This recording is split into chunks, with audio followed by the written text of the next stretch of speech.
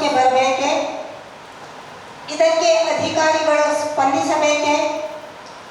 ಅಮ್ಮನವರಿಗೆ ಹೊರತಾಗಿ ಯಾರಾದರೂ ಇದ್ದಾರೆಯೇ?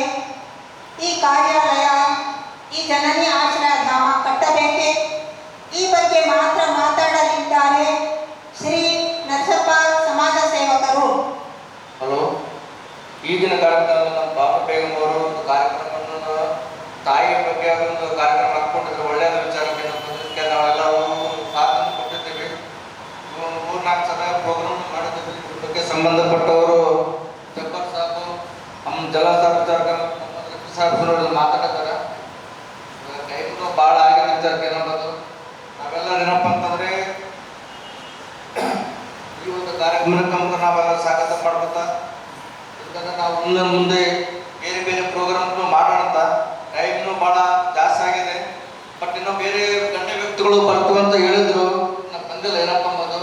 ಇನ್ನೊಂದು ದಿನದಲ್ಲಿ ಕಾರ್ಯಕ್ರಮ ಯಶಸ್ವಿಯಾಗಿ ಮಾಡಿ ನಮ್ಗೆ ಅವಕಾಶ ಮಾಡಿಕೊಟ್ಟಂತ ಅವ್ರಿಗೆ ಧನ್ಯವಾದಗಳಂತ ಮುಗಿಸ್ಬೇಕು.